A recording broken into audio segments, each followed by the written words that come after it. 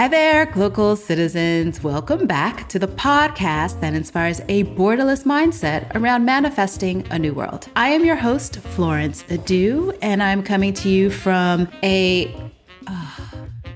folks, I got to tell you, the Harmattan is coming. The Harmattan, and you know, if you've ever been to Accra, when you hear people say the Harmattan, it sounds like hammer time. It's Harmattan. And it's coming. You know, there's various degrees of it now where I don't know if a lot of people come for the year of the return and have come and seen the hazy skies. Well, it's starting. And how it starts for people like me who have allergies is different kinds of nasal situations. So I hope I don't sound too nasally today. I'm really excited for my guest who was just informing about some of her all around the world kind of travels. So I hope we'll get to talk a little bit more about that. So as an entrepreneur, agile transformation coach, and speaker, my next guest has championed for quality and process innovation in software development for over 20 years. After graduating from Stanford University School of Computer Science, so side note, that's how we know each other. She gained experience as a developer, tester, and leader in diverse industries, including entertainment, security, finance, and healthcare. In 2010, she founded Quality Works Consulting Group, an app development firm focused on enabling companies to build higher quality software, creating diverse future-ready teams, and accelerating software delivery. Her company was recognized in 2020 as Inc.'s Best in Business for its social impact, driving measurable value to clients such as Comcast, AT&T, Truist, Fandango, Rotten Tomatoes, and Vox.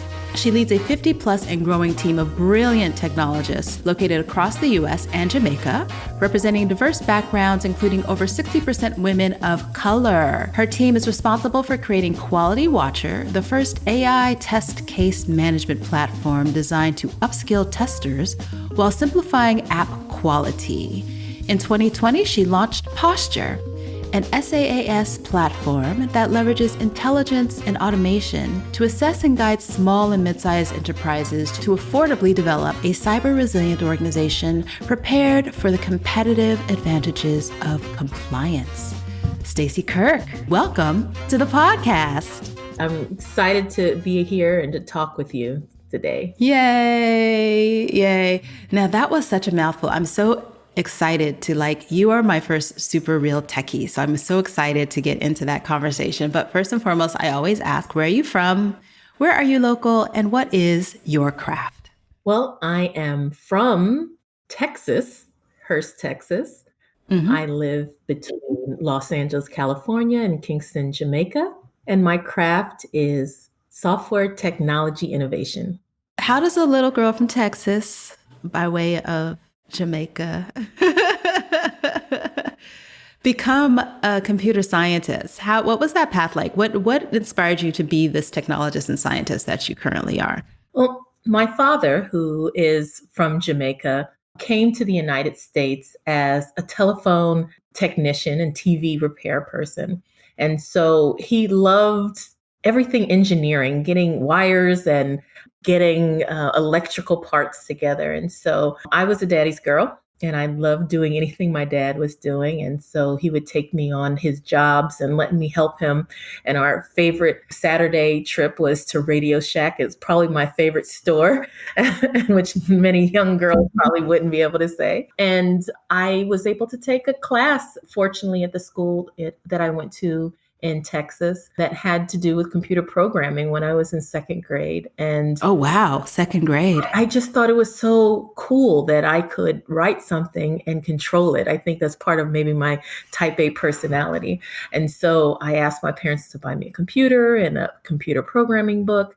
I spent time just writing this many cool little logo type code programming that I wanted to do. And as I got older, got to high school, I really didn't know much about computer science other than the class that I took, but I did feel that it was where the future was headed. Mm-hmm. And I felt like it would be a space where people like me that didn't look like me would be in such demand that racism could not even be a factor. And I grew up with a lot of racism around me. Mm-hmm. And so I wanted to do something where no matter what you thought of my color of my skin, you would need me. And my parents did a lot. They took a lot of crap just to see me go to good private schools, good schools. And in return, I felt like I wanted to do something where I don't have to put up with the crap that they had to do, because I would have a skill that was so desired anywhere in the world. And I was right. Computer science is one of the most desired fields even today. So how did you find computer science? So you knew that that was what you wanted to do. So when you got to Stanford, did you know that you were going to be a CS major? I did. Yeah. Did I you? decided Okay. in high school that I wanted to study computer science after taking a class in high school. So I researched the best computer science schools in the world, and Stanford University was one of the top computer science schools. It was the only one that I thought had a little bit of non-technical excitement as well. Sure. I Sure. am Yeah. technical, but I didn't want to be around a bunch of nerds all day, which I thought some other colleges may be.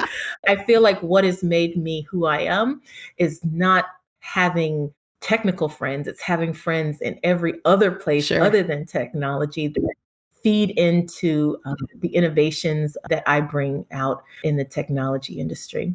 So Stanford was the best in the world at it. And so I selected Stanford because of it, because of computer science. Got it. I asked that because I went and studied engineering and had no idea that I was going to study engineering until I got there. So Oh, it wow. just so happened. Yeah, I mean, I would say that I was kind of I don't want to say unprepared, but I visited all of the schools that I applied to. I got in everywhere I applied, visited all of them, did not visit Stanford, and didn't visit Northwestern. And so my mom she had been quietly planning my Stanford matriculation behind my back. But I knew I My wanted to do parents. business. Right, exactly. I knew I wanted to do business. And it came down to, okay, well, you visit everyone else. You didn't like everywhere else. So just go to Stanford. I was like, cold California. Okay, I'll go to California. And I really had no, I don't know what I was smart and, athletic and all those things. And I didn't even fathom doing that until I got there and was like, oh, I can do all of these things here too. So Yeah. yeah, I really similar to you, value the diverse experience of the different types of minds that were at Stanford. And if you can tell from just the history of the type of founders and entrepreneurs that come out of Stanford, that there is a true entrepreneurial spirit. You have it, I have it. There's something about going to Stanford, and people ask me, what did you learn at Stanford? What was the most valuable thing that you learned there? And it wasn't computer science and coding. It was that I would never believe that there was someone out there that I couldn't be as wise as, meaning my opinion matters. And I could be the world expert in something. And Mm-hmm. there's no reason why, just because I'm reading the books of Freud and all of these incredible philosophers, that I couldn't also be that same way. And I think that's the spirit that is driven many of us at that university to do really great things and feel like there's really no boundaries to what we can accomplish. And so that was what I learned, is there's no boundaries to what I can accomplish. Yeah, absolutely. I would definitely agree. So speaking of that where, let me ask you why the where. So you come from Texas, you found yourself in California. So how did you come to be living, working, and playing where you currently live in Los Angeles? Yeah. Well, I graduated from Stanford right in the middle of the dot-com boom of the late 1999, 2000. It was Mm-hmm. a really crazy time because it was the first time that people realized you could use the internet to do almost everything. So when I got out of college, I could work anywhere I wanted to. Anyone would hire me. I Mm-hmm. didn't even interview for my first job out of college. And within a year, I was a manager, which is the most insane thing. But I also was there for the boom where everyone got laid off and everyone realized, yeah, you Mm. can do everything with the internet, but not everyone in the world can get on a computer yet and has network capabilities. And Right, so right, right. Yeah. I was able to go public with the company I was at.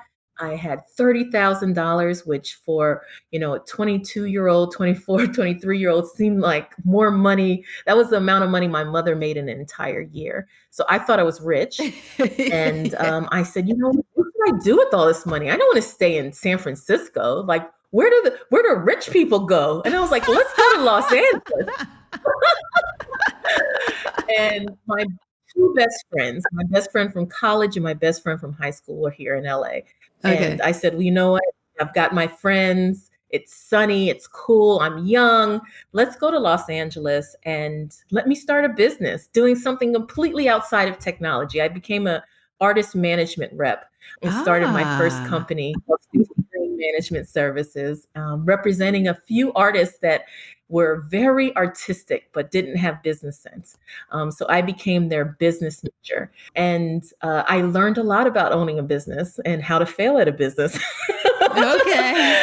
uh, Inevitably, I decided to stay, made roots, got married, had children, and realized that, this place is now home.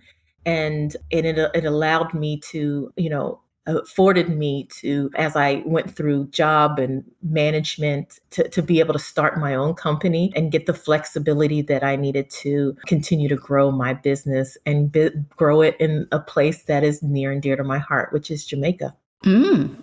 Okay. Okay. And so LA is a vast town. So what is your area? What attracted you to that specific neighborhood? Well, LA is vast, and as you age, there's different neighborhoods that you decide to move to. So when I Mm-hmm. first moved to Los Angeles, I lived in a place called North Hollywood Studio City, Mm-hmm. which is known to have a lot of people that have big dreams and big visions and move from everywhere in the world to become part of the entertainment industry.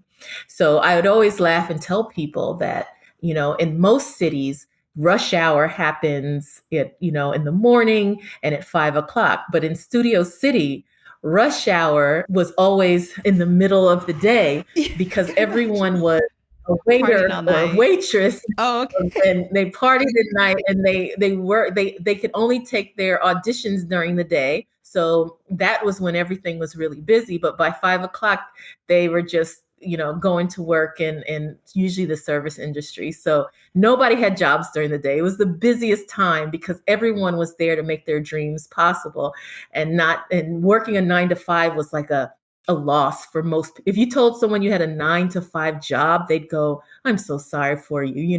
That's the kind of neighborhood I lived in. But then I got a boyfriend who ended up being my husband, and then we moved more to the places where people have full-time jobs. Kids. And then when they Yeah. got pregnant and I had a kid, we moved to a residential neighborhood, which is one of it's actually called Windsor Hills. You may have heard of Baldwin Hills, Ladera Heights. They're all part of Black middle class, one of the wealthiest Black middle classes in the country. It's a Mm-hmm. huge concentration of highly educated Black people that want to live with each other and live in a Mm-hmm. neighborhood together. And for a little girl that grew up going to a school where I was the only Black person in the entire elementary school, my dream was to not raise my children that same way. Let my children have an Mm, opportunity to see that look like them and see people that look like them in a neighborhood that's safe, and there's education and there's opportunity, and there's stores that are Black owned all around my neighborhood. And so this is kind of like my dream come true, to nice. live with people that look like me and have great stories to tell my children and me. Nice. Nice. Nice. Nice. I like that. Okay, so let's get into some of the technical pieces of your entrepreneurial journey. So you took a step away from tech and from CS, started a business, you're in artist management. So how did you find your way back into tech and then into entrepreneurship in the tech space? As an artist manager, I was surprised that I could come up with an idea. It seemed crazy. Hmm. I didn't even know much about art. And I was successful at writing people that were my, some of the greatest artists that I had ever known or experienced, and writing them letters and saying, hey, my name's Stacy Green, and I'd like to work with you. And they wrote me back, or they called me back. So I had a great experience there, but I also didn't realize that a business requires you to manage expenses and income and revenue, and eventually ran out of money and realized, okay, I've I've got to go back to what makes a lot of money or good money, and that was technology. Okay. Fortunately, since I was able to be a leader in the dot-com boom, I was able to jump right back into leadership in technology Mm-hmm. here in Los Angeles. And the specialty that I have is around software quality assurance, which is a field where eventually, after being in it for 10 plus years, you become an expert in that area, but maybe more of a specialist as opposed to a generalist that maybe becomes a chief technical officer or one of the head of technology. And so the only path really for me was to become a consultant. And it's an area that I love to do. I love going into companies where they have a challenge and they need someone that has been through it, that has great ideas, fresh ideas. And so I became a consultant and I started my own company of one. And over those couple years, I added a few people here and there as my client said, do you have any more people that can do what you can do? And then I started to realize that I had this bright idea that wasn't a bright idea. It was actually a crazy idea. I thought, you know what? I'm a mother with two children. Maybe if I hire enough people to work for me, then they can do all the work and I can work less. I can work less and I can spend more time with my children. So that was my not so bright idea because as I grew with people, so did the responsibilities Right. as being their leader Right. also increased. But I found that because I chose Jamaica, and I chose Jamaica, many people think because my father's Jamaican. No, I'm a much and they go, oh, you must be Jamaican. That's why you chose Jamaica. And I said, no, I'm much more of a shrewd businesswoman than that. Jamaica is the third largest English speaking country on the Western Hemisphere. It shares time zones with the majority of the United States. English first language and software developers were probably 30% of the salary of a United States software developer. That's why I chose Jamaica as the place. But as I hired and I built the team with a culture like I'd never experienced in America, one that's actually not at your throat, not the crabs in the barrel, but everyone lifting each other up. I realized that even though I didn't have more time with my kids, I finally found my passion in life. I always wanted to figure out how does computer science tie in to me helping the world? And it never made sense until I expanded my company to Jamaica and had an opportunity to work with some of the most brilliant people I've ever met in my entire life and give them the knowledge, the courage to let the world know that they exist and that they are an expert. My life is fulfilled every day because of what I do with my team there and what we do, even broader than our company here in the United States and all across the world. Wow, that's amazing. I love that part of your story. Just that you found the uplift in, people who could be invisible otherwise. And that's a lot of what brown people around the world are, is invisible and with the skill set. So let me ask you this, like living in Africa, one of the challenges that we have, Ghana is also English speaking, doesn't share those time zones. But in terms of the work culture, and also a former British colony, in terms of the work culture, how did you go about, I guess, kind of acclimating yourself to setting these different standards? Because I think, the idea that it's more laid back is something that often happens. The sense of urgency is something that may or may not be there. Here in Ghana, we have infrastructure issues with power, roads, that type of thing. What were some of those types of challenges that you may have confronted in order to get to this solid team and this solid morale in place with your team there? Well, I think Ghana and Jamaica have a lot of similarities. Infrastructure, the salaries or the depressed salaries for the people that work there. It was not easy creating a company in Jamaica, building a company in Jamaica. But I think what has made us successful is that I did not use a blueprint of the colonizers. I did not use a blueprint of how the white world has come into our countries and our places and say this is how it should be. I realize that as people, especially people that have had so much taken away from them, we learned special skills that I think is at the core of what innovation and technology is about. We learn to be hustlers. We learn how to make do with what we have. We know how to problem solve. And these are Very real, true. not Mm-hmm. what type of shoes am I going to wear today? These are how am I going to pay 5 bills with half the money that I have?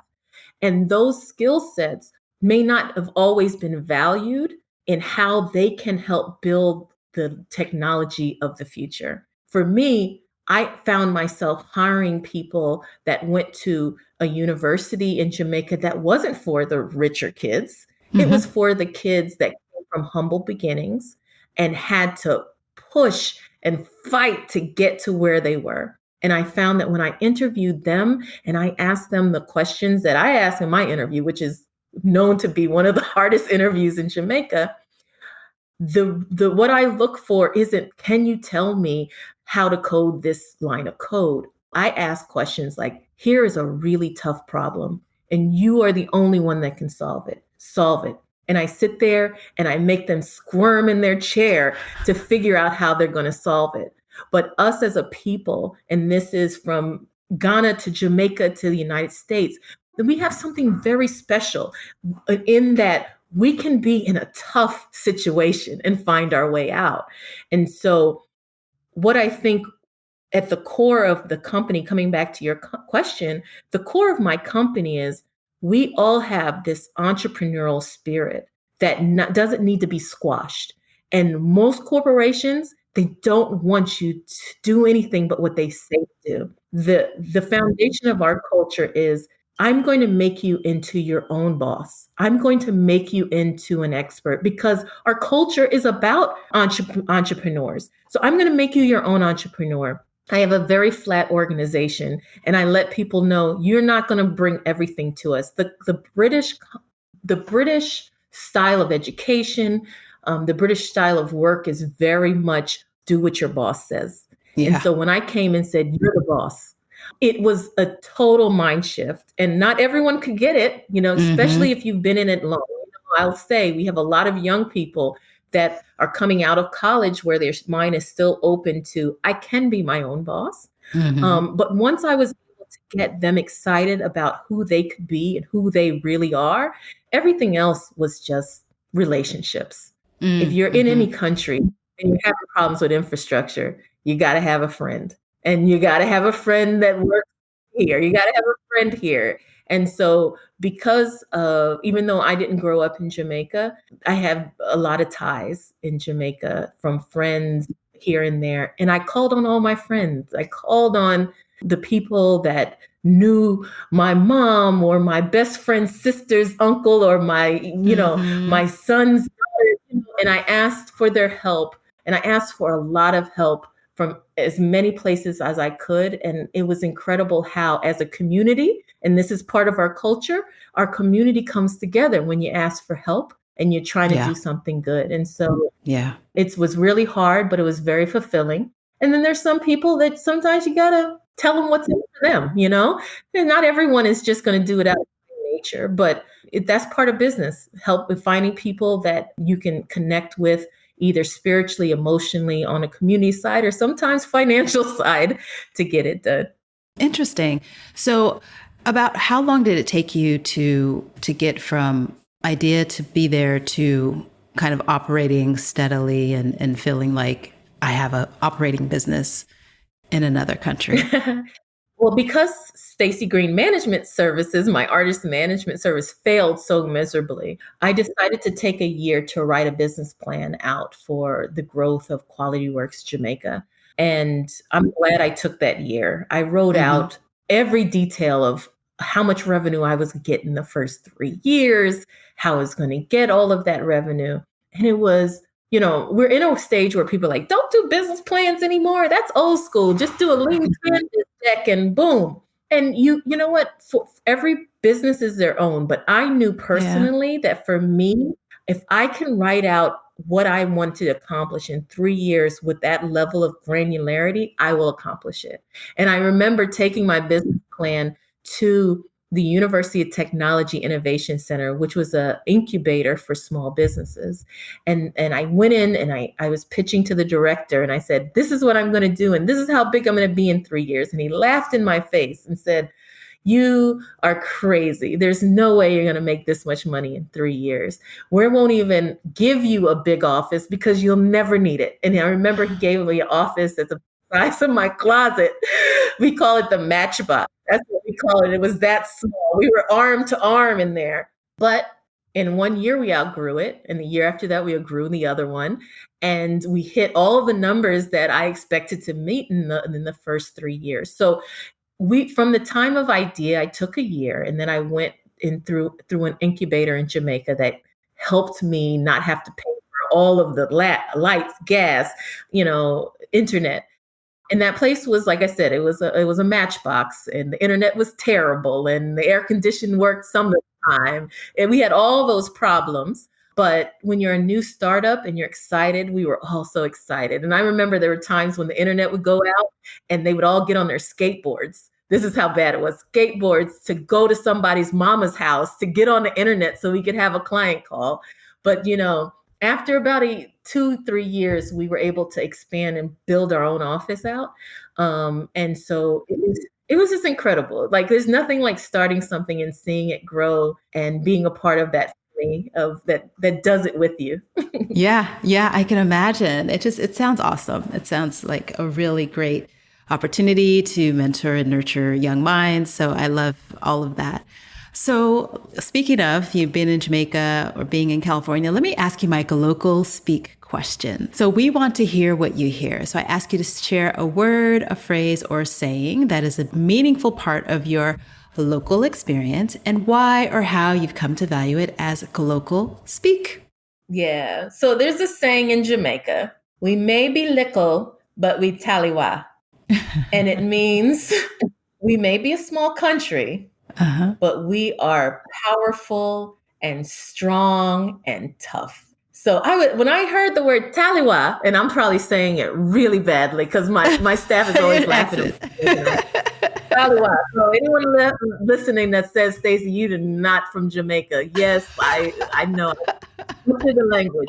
But to me, I'm not little, that's little. I'm not little, I'm 6 feet tall. But in terms of the way the way the world looks at Black women, I may be little, but me taliwa, just like Jamaica. There's no place you can go in the world where you don't know Jamaica. Jamaica is a little island, less than just 2 million people, but they're strong and powerful. So the word taliwa, I like put it on a shirt. Like I'm strong, I'm powerful. It doesn't matter how little I am to this world. I've got I'm a tough lady. I like that. I really like that one. That's a good one. And your accent, you got a little accenty on there. So I think they'll say it's okay. Someone's shaking their head listening to your podcast like, oh, no. Sounds like she's in the movie Cool Runnings. Oh my gosh. Okay. So let's talk about your latest endeavor. So you started one business, grew it, employees, all that stuff, but now you have another business. So how did Posture happen? How did that happen? And where are you now? When you hire people based on their entrepreneurial spirit, they're going to and their technical strengths and brilliance, they're going to come to you with a lot of ideas, ideas. Can we do this? Can we do this? Can we build that? And so my team was very passionate about building a software platform that would have impact in areas that are passionate to them, which is a small business. If you're in Jamaica, you're a small business, even if you're a large business for Jamaica. Right. And at the time, and this was in 2018, cybersecurity, and I'll say at the time and as of current, cybersecurity is one of those spaces where it's just never received the attention that it should get. But the impact, especially to a small business that is hit, is devastating. And so between my technical strength of my team and the need for small businesses to actually have an opportunity to grow and be able to have secure data and be able to protect their customers, we decided to build out a platform called Posture, which is a risk management platform to help small businesses figure out how do I build a cybersecurity program? We've automated that for them. But beyond that, how do we quickly get them the compliance that they need so that they can work with larger companies? There's PCI compliance, ISO compliance, HIPAA, CMMC, NIST cybersecurity framework, all of these things that mean absolutely nothing to most people. But as a small business, if you want to work with a large company, they're going to ask you for these certifications. They're going to ask you for your programs, and you will. And this is what happened to me as a small business when I tried to work with NBC Universal and they asked me questions. And even as a technical company, I had no idea where to even begin. And so our goal is to make it easy and possible for other small businesses not to have to go through what I went through when they want to grow and work with larger companies. And so that's why we created Posture. Okay, that makes perfect sense. So this platform, for the non-techies out there, SaaS is what? Because that's what it kind of runs on. It's kind of like, what was the back in the day? Software as a service. Okay, so that's the SaaS. Yeah. Yes, software as a service, which really is most platforms that you get today. Anytime you have a subscription, it's software as a service. When you've got your Spotify, your Apple Music, your Audible, all of those are software as a service. You are paying for a service that's software and you pay some type of subscription. And so as a small business, we didn't want to charge like this big retainer fee, consulting fee. We wanted a small business to be able to digest cybersecurity just like they digest paying for, their Apple Music monthly at a price point that matters. So our product is $199 a month and we manage your cybersecurity. So that's something that's reasonable and understandable for a business that's growing. So that's what SaaS, or software as a service, SaaS, stands for. Okay. Very easy to understand. And then thinking about exactly what you mentioned about how businesses can grow and understand how having that secure. I mean, because basically, if I'm company A, I want to provide even logistical support for, say, Amazon or something. Because I'm part of that whole platform, they want to know that I'm not bringing any robots that are coming to disrupt their overall platform. So that's the idea, right? Is that they need to understand that you as a company are not going to compromise my security protocols with your, maybe not so secure protocols to be able to do business with you. Yeah. Just to give you kind of some facts, almost over 50% of large companies that experience a cybersecurity breach experience it through one of their suppliers, one of the companies or vendors that they work with. Yeah. For example, there could be a janitorial service that is working with a large company, maybe a Google, and they plug in one of their wireless purifiers, and that wireless purifier could potentially get on the Google network and breach them. So you will hear You'll hear a lot of these stories about these large companies getting breached. And oftentimes it's not because of the security the large company had. It was because of the lack of the security that one of their vendors that they hired have. And so over the last 5 years, especially, it's been even harder for small businesses to be able to work with large companies because these large companies don't want to take the risk. They don't want to risk their security and their clients on giving a small business a chance. And so our hope is that we can show these large companies, hey, you can trust us. We have done our due diligence. We have this great automated platform that we use called Posture that gets us where we need to go. So everything we do at QualityWorks and the companies that we've created is really to enable people, businesses to be successful, and hopefully more businesses that are diverse and look like us and have more diversity and melanin than we've normally seen in the past. Yeah. That sounds great. Okay, so let's talk a little bit more about what the future, like just looking at the security space, you've kind of mentioned it and, needing small businesses wanting to, have a greater piece of the pie of working with larger companies. Where do you see the AI moving in your platform, number one, being able, because I think you mentioned, or in the bio, I read that this is an AI powered platform, right? So as that becomes, I guess, I don't want to say more ubiquitous because it's already fairly ubiquitous in a number of things, but as the AI changes, how do you see the whole security space and landscape changing across the board? Yeah. Well, AI was a buzzword, I'll say, in the Mm-hmm. 2010s. Oh my goodness, Mm-hmm. I want to get into AI, AI. Now AI is, in my opinion, this is kind of what when I'm talking, AI is really just another tool for us to quickly get to where we need to go, to quickly solve a problem. AI, though, fundamentally can be just as flawed as anything else we've created in this world. Right. It really comes down to the data that we feed into our AI systems. AI now is a default place. I still use it in my pitch and use it in my Mm. description of our product, but Mm-hmm. most companies now know that if they're not using artificial intelligence, they're probably not solving the problem as quickly and as flexible as it needs to be to continue to scale with other technologies. With that being said, AI also is used by not only the good people that Right. want to use it the proper way, it's also used by the hackers and for malicious purposes.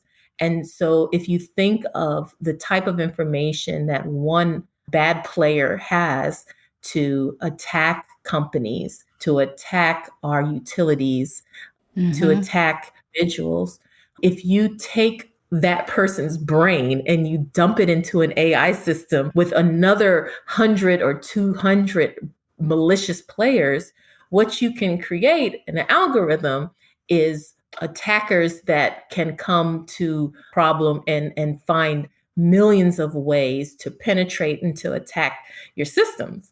So it's a little scary, but in that being said, it's going to be even more important for companies to not think, oh, you know what, cybersecurity is something I never really had to worry about. No, it's becoming increasingly more difficult. You hear in the news about utility companies that are shutting down because they were attacked.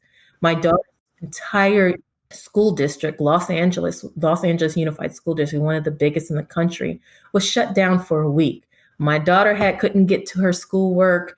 Nobody in the entire city could do what they needed to do, right? So they're getting smarter using AI. And so the people like me that are creating technologies also have to use AI to be able to become stronger and protect people. So I just caution people that technology doesn't move, it moves at a pace that is exponential. If we look at technology from the time we went from a car to an airplane, if we look at just where we've gone with the iPhone from 2000 to 2020, it is exponentially faster. And so everything in technology is going to continue to move at a pace. And so you have to make sure you never get set that I didn't need it 15 years ago. I don't need it for the next 15. You may need to just keep your eyes open to the fact that things change and you need to be prepared to protect yourself in a different way. Mm-hmm. Right, right, right. And so, what about individually? What are your thoughts on individual protections and for, No, right? Yeah, Joe Public? What should they be doing? Yeah. So part of our training on our platform, so our platform has a learning management system that is focused a lot on individual training around Mm, cybersecurity. And the reason why we focused our training there is the majority of attacks, they don't come from these yeah. they don't get breached because there's this really bad hacker somewhere in Eastern Europe that found you and found all these different ways to get there. Most of the time, these attacks come from people that are not educated within your organization, that don't have the basic Mm, understanding of what cybersecurity is, and protecting yourself will be. So part of our platform, not pitching it, but part of our platform is whatever training you get as a business employee, take it home to your family and let your entire family watch. A lot of times don't, there's this whole social engineering thing that, we have to be careful what we put on the internet. As we all know, you don't want to tell everybody where you're at all the time.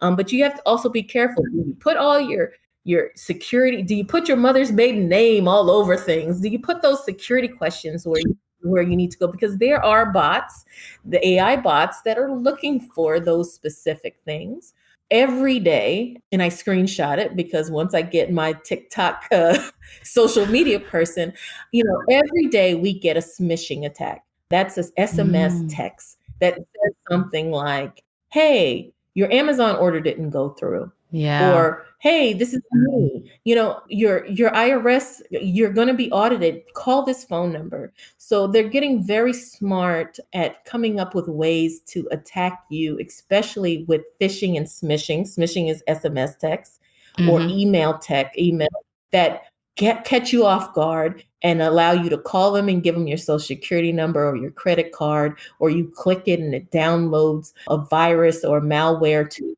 system. So I tell individuals, just go with what seems right. If it doesn't seem right, don't click on it. And sometimes you'll be off. Like, one time my staff got me a $250 gift card for Sephora. Now, I don't really wear makeup and my team gets paid well, but that is a pretty costly gift. And I got an email saying, hey, your staff got you an SMS, click here. And I didn't click on it for 6 months. Because I just swore it was okay.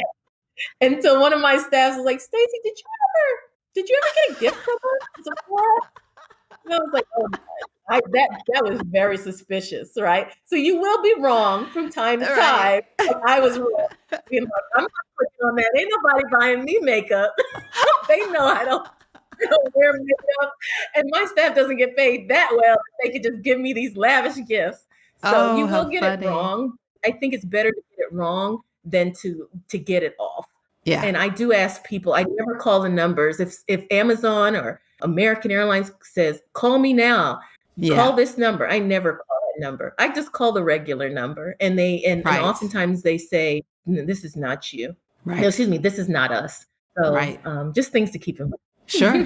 Great advice because it's very prevalent. Yeah. So speaking of keeping your mind right, so we want to know, what is your favorite or an innovative mindset hack? Now, this is one that you can imagine, or one that you know of, or one that you practice. Okay. Well, one of my mindset hacks, and this is something that I had to learn as an entrepreneur. As an entrepreneur, there is no 9 to 5. You can work all the time, day and night. And what I found is that after a few years of my expansion, I had no life balance anymore. I worked 1 a.m., 2 a.m., 4 a.m., all through the night. And I realized that my life had become completely tied to the success of my company. My joy was tied to the success of my company. And that was not healthy. So what I did was I began to go to work. Even though I work from home, I began to go to work. I brought my purse and I brought my computer, my drink, and I went into my office and I promised myself to leave everything that had to do with work in my office and my desk and leave at 5 o'clock with my purse, with my shoes, change my clothes like I would if I actually had like a 9 to 5 job. And it seems really crazy, but it allowed me to separate my business from my life and just a little part of it. Because, in entrepreneurship, they say it is not a destination, it's a journey. And you always feel like if you think it's a destination, you're always going to feel like a failure because you're like, I haven't hit what I want to hit. And so I had to change my mindset to, this is a journey. And this journey has a cap every day. And when that Mm-hmm. cap is done, go enjoy your children, go enjoy your friends, your house, your home, travel, and come back to work the next day and continue that journey. Nice. So you still practice that, I'm assuming? I do, except for pandemic made it a little bit harder Yeah, I because, was going to you know, say that probably changed children a were little working bit. from home. Yeah, the Yeah. children were working from home for a year, so they don't respect those same boundaries that this is mommy's office. But I do. I have my purse right here next to me. I have my key. And and even though my office, is just really my desk right now, I leave Right. everything here. And so much want to take my laptop in my bed sometimes, but I just don't do it anymore because it's not healthy for your Yeah. mind long term. So Yeah. Yeah. That's the biggest no-no. Laptop in bed is the biggest no-no because that is a slippery slope that you will never be very difficult to climb your way out of. So oh, that's a good practice. I was Yeah. bad. Yeah, I was bad. Yeah. I would wake up in the middle of the night and check an email and Mhm. respond and go back to sleep. Oh, so Oh my bad. Don't do gosh. that. Oh my gosh. Oh my gosh. But sometimes labors of love, what can we say? Yeah. So Stacy, before we let you go, let's talk a little bit more about the Stacy that is the one who leaves the desk and picks up her bag and goes out. So I like to ask this question: are you a reader? Are you a watcher? Are you a listener? And what are some of your favorite reads, watches, or listens? Oh, wow. I am a listener. And I will say my listening is a little different. I do have, a couple podcasts that I really enjoy, American Dream, Revisionist History. Okay. But as I mentioned kind of earlier on, I am attracted to people that are very different from me. And and most people think that I'm an extrovert just because I have a lot of friends, but I am truly an introvert that loves to just sit and listen to my friends and their stories. And I am more of a listener than a reader, but when I do read, I read biographies of Mm. people that have overcome.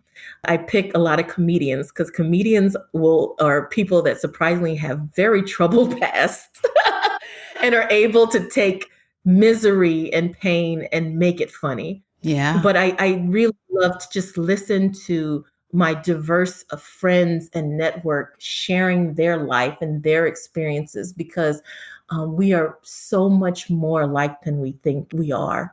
And the world Hmm. wants us to many times think we're very different.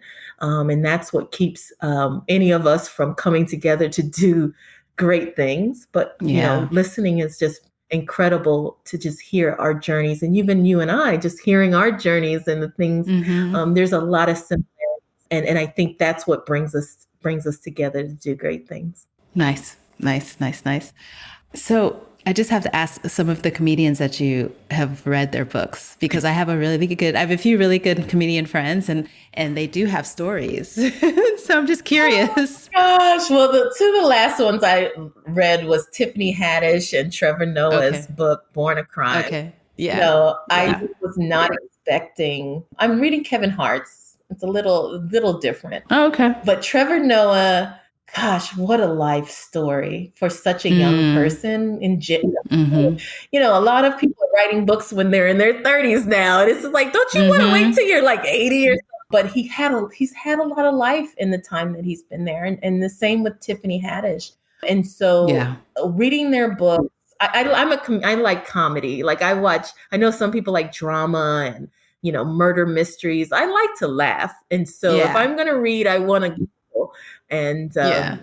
but I also want to see that there's nothing too hard that you can't get over it. Right. And Yeah. and they've Yeah. had some hard things. They've had some really hard things. Yeah. Yeah. I read Tiffany Haddish's book, so I haven't gotten to Trevor, but it's on the list, and I'll look at Kevin Hart. We'll see what I happens. I highly recommend that. That one is the best so far. You got to read to the Really? end though. Okay. Yeah, Okay. it's Okay. you don't get surprised, but the ending is worth it, worth the entire read. Okay. Okay. Good to know. Good to know. Good to know. Well, Stacy, this has been so wonderful. Thank you so much for your time and your energy and your smile. I've just been very Just a side note, folks, this woman is a busy woman. She is truly a world traveler. She was just telling me about her last journey. But being an entrepreneur, I really appreciate you taking time out to kind of have this conversation and just share your knowledge with the folks. So before we sign off, do you have any last comments that you'd like to share with our listeners? I will just say we are global citizens. We are, as I mentioned, we're so much alike. And if we can find those one or two things that we share in common, that's where magic happens. That's where the beauty of us all being part of this humankind just makes it so special. So I can encourage people to continue to find our similarities and how we can work together to do some really amazing things. So thank you. It was a pleasure being on your show. Thank you. Thank you. All right, Glocal citizens, this has been another episode of the podcast. You can catch us Tuesdays with new episodes at glocalcitizenspod.com or wherever you get your podcasts. Please like, share, subscribe, give us a review. We're looking forward to your comments. Recommend a guest. You know the drill. Just give us a thumbs up. Until next time, bye for now.